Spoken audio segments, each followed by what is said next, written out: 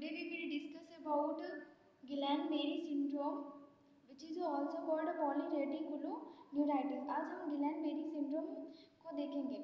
First of all, introduction of Guillain-Barré syndrome means polyradiculoneuritis. First of all, introduction. It is an autoimmune disorder of peripheral nervous system. ये autoimmune disorder होता है peripheral nervous system का, in which the body's immune system attacks part of a peripheral nervous system. जिसमें body का immune system peripheral nervous system पर attack करता है. That leads to weakness, numbness and tingling, जिसकी वजह से कमजोरी होती है, नंबनेस होता है, टिंगलिंग होता है. टिंगलिंग का मीनिंग होता है कि टिनेटस साउंड का सुनाई देना. It can eventually cause paralysis. Guillain Barré syndrome की वजह से पैरालाइसिस भी हो सकता है.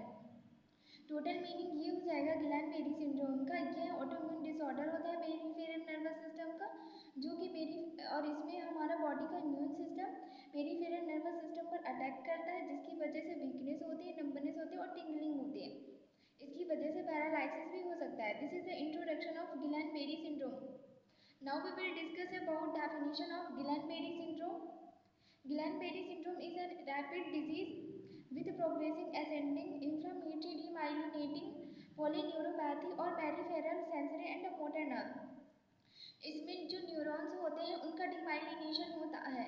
सेंसरी और मोटर नर्व्स जो रहते हैं उनका डिमाइलिनेशन होने लगता है इस डिजीज में. Now we will discuss about etiology of Guillain-Barré syndrome. Unknown. GI infection means gastrointestinal infection की वजह से Guillain-Barré syndrome हो सकता है. HIV infection की वजह से हो सकता है. upper respiratory tract infection की वजह से हो सकता है. Mycoplasma pneumonia can cause Guillain-Barré syndrome. These are the etiology which is responsible for Guillain-Barré syndrome. Now we will discuss about clinical manifestations in case of a Guillain-Barré syndrome. Guillain-Barré syndrome में कौन कौन से sign and symptoms देखने को मिलेंगे? Weakness होगा, पैरेस्थेशिया होगा means की बर्निंग ब्रेकिंग लाइक सेंसेशन होगा, डिस्काइनेशिया होगा मीन्स की इनवॉलेंट्री मूवमेंट होगा, हमारे आर्म में इनवॉलेंट्री मूवमेंट होगा. हाइपोरिफ्लेक्सिया. हाइपोरिफ्लेक्सिया का मीनिंग होता है स्केलेटल मसल का जो रिफ्लेक्स होता है, रिफ्लेक्स रिस्पॉन्स वो एब्सेंस होता है. एरिफ्लेक्सिया. एरिफ्लेक्सिया का मीन्स होता है डीप टेंडन के रिफ्लेक्सेस रहते हैं, इसमें एब्सेंट रहते हैं. असेंडिंग वीकनेस होगा, difficulty in talking, chewing and swallowing due to cranial nerve involvement, क्योंकि इसमें क्रेनियल नर्व भी इन्वॉल्व रहती है, इस वजह से टॉकिंग, चिंग एंड swallowing में डिफिकल्टी देखने को मिलता है. डिस्काइनेशिया होता है. डिस्काइनेशिया का मीनिंग होता है इनवॉलेंट्री मूवमेंट होता है फेस में, आर्म में, लेग में और ट्रंक में. क्वाड्रिप्लेजिया. क्वाड्रिप्लेजिया का एक सिम्टम होता है पैरालाइसिस का. पैरालाइसिस का सिम्टम होता है क्वाड्रिप्लेजिया. प्यूपिलरी डिस्टर्बेंस देखने को मिलते हैं. These are the clinical manifestation in case of a Guillain-Barré syndrome. Now we will discuss about diagnostic evaluation to diagnose Guillain-Barré syndrome. History collection करेंगे, फिजिकल एग्जामिनेशन करेंगे, CSF examination करने पर protein increase रहेगा, इलेक्ट्रोफिजियोलॉजिक studies करेंगे. ये इसमें heart की जो इलेक्ट्रिकल एक्टिविटी होती है उनको असेस किया जाता है इलेक्ट्रोफिजियोलॉजिकल स्टडीज के through. These are the diagnostic evaluation to diagnose Guillain-Barré syndrome.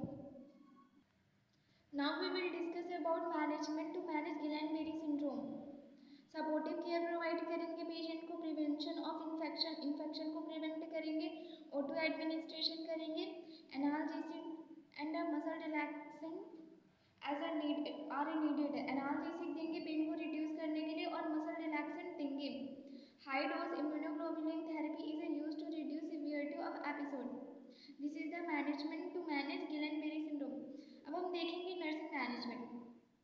Plan care with consist test periods between activities to reduce fatigue. Planning करेंगे कि पेशेंट कैसे एक्टिविटीज़ करेगा और उनके बीच में रेस्ट के भी पीरियड्स बनाएंगे. Nurse should help patient and family to understand that fatigue is an integral part of neurodegenerative disorder. Patient और उसकी फैमिली को समझाएंगे कि पेशेंट को फटीग उसकी बीमारी की वजह से हो रहा है. We should minimize the stimuli in the environment and provide clear and simple direction. Means कि पेशेंट के लिए फेवरेबल environment हम प्रोवाइड करेंगे. We should provide written material if appropriate. Allow adequate time for patient's response. Provide knowledge about disease condition. Disease से related knowledge provide करना है patient को और उसकी फैमिली मेम्बर्स को to enhance coping abilities and decrease anxiety. Maintain quiet and comfortable environment. Patient को comfortable environment provide करेंगे. For example, noise reduction, noise ना हो, curtain, closed private room and dim light room. Assess the patient gait, muscle weakness, strength, coordination and balance. Patient का gait, muscle और strength, उसका coordination, balance, इन सब ने assess करना है. Assess degree of mobility, patient की मोबिलिटी को एसेस करना. Encourage self care as a tolerated and seeking assistant when necessary. Assess करेंगे कि पेशेंट कितनी अपनी सेल्फ केयर कर सकता है और कितना उसको असिस्टेंट की नीड है. Arrange for home care when needed, और होम केयर को भी अरेंज करना अगर ज़रूरी हो. Provide position to avoid skin tissue pressure damage, turn at a regular interval. Patient को प्रॉपर पोजीशन प्रोवाइड करेंगे और उसको रेगुलर इंटरवल में टर्न करेंगे ताकि स्किन का जो प्रेशर रहे, स्किन की इंटीग्रिटी मेंटेन रहे. Provide meticulous skin care. Meticulous का मीनिंग होता है कि उसको केयरफुल, बहुत ज़्यादा अटेंशन देना स्किन के ऊपर. Massaging with emollients to promote circulation and skin elasticity. These are the all about Guillain-Barré syndrome. Thank you.